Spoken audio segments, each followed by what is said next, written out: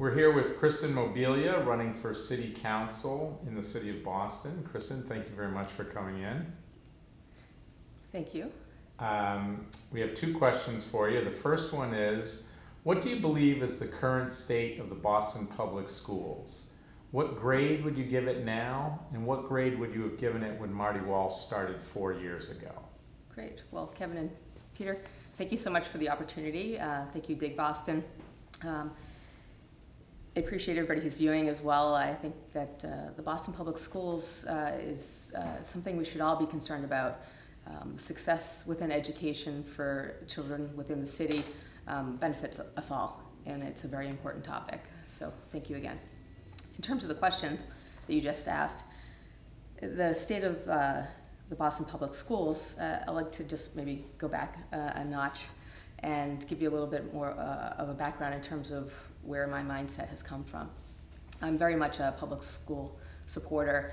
I grew up in a town that had a very supported public school system, K through 12. I was very lucky to have that. All my siblings went to public schools.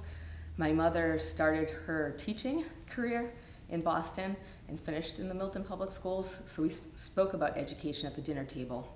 We spoke about education over every level of my upbringing.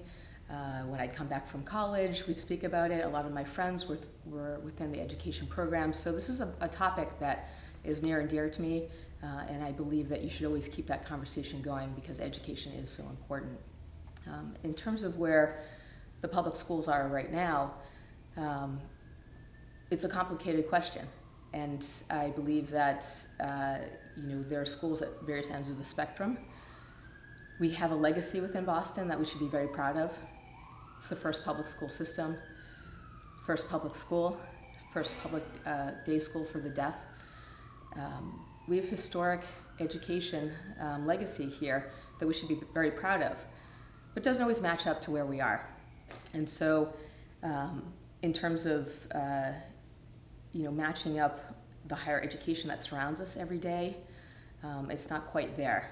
And we have to figure out how do we bring those underperforming schools up to the same bar as those that are high performing. How do charter schools fit into that equation? How do we figure out where we can create savings across the board by digging into numbers, which is something that I do every day and have done throughout my career, is figuring out where we can look and dig and ask questions. It's not that you look at a line item and you say, well, we don't need that anymore, or that doesn't really bring value. You look at those numbers and you say, you know what, there's maybe something there. We need to talk to the right people. We need to talk to the teachers. We need to speak to the students. We need to speak to the administrators. We need to talk to the parents. And then you really get that full view, and you can figure out really how you can piece together a budget that makes sense for the greater good in general. So are we there right now? Not quite. Have we made progress? Yes. I believe the other question was, where were we 4 years ago in terms of when Mayor Walsh first came on board? Again, I don't think that we want to give a grade and peg it to a school system that has a variety of schools at various levels. What I will say, it was very complicated when he came on board. We were searching for a superintendent, and we also were dealing with a new system for school choice at the time. I believe it was the 2014 and 2015 school year. 2015, we had a new superintendent, Dr. Tommy Chang, and he now has a 5-year contract. So he's making progress and bringing out some change, and I really look forward to seeing how things progress over the next handful of years. But there was really a lot to deal with at that time. I did go back and I saw a Boston Globe article from 2014 where they did research in terms of the school system and where they were at that point in time.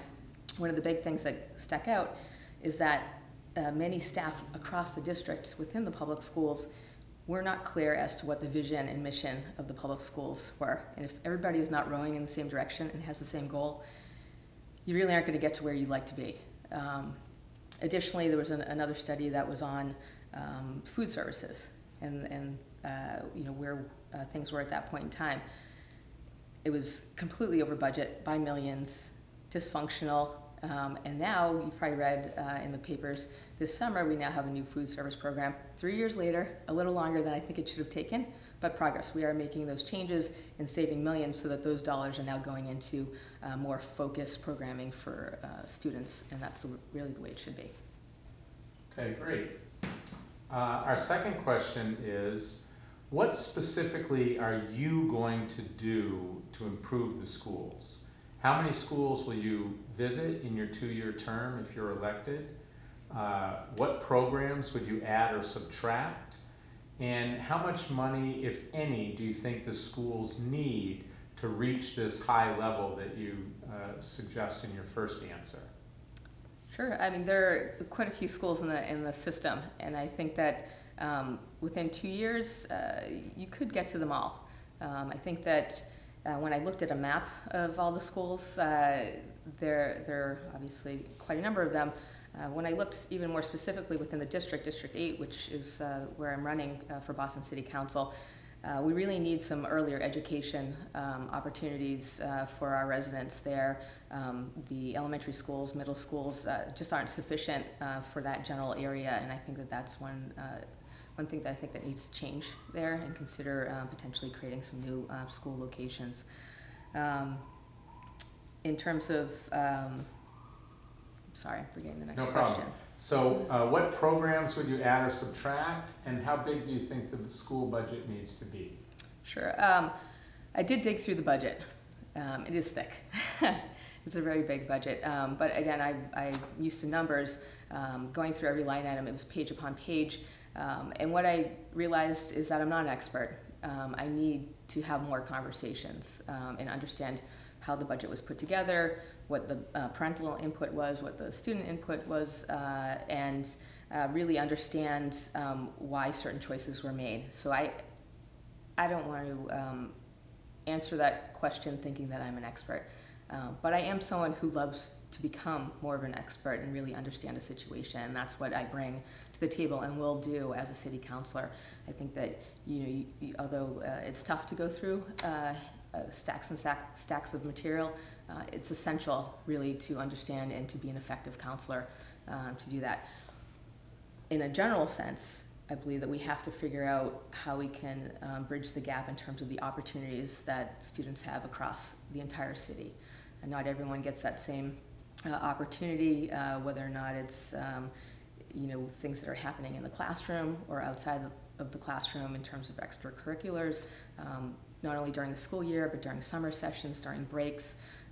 It's very important that you work with other agencies. For instance, in Mission Hill, the library closed recently, and that was a huge resource for kids to go after school and to spend summer time, and all of a sudden they didn't have access to that, and that really slows them down, and I'm sure is very frustrating for their families, and it's something that we should expect to give folks a place to have consistent learning over the course of the entire year.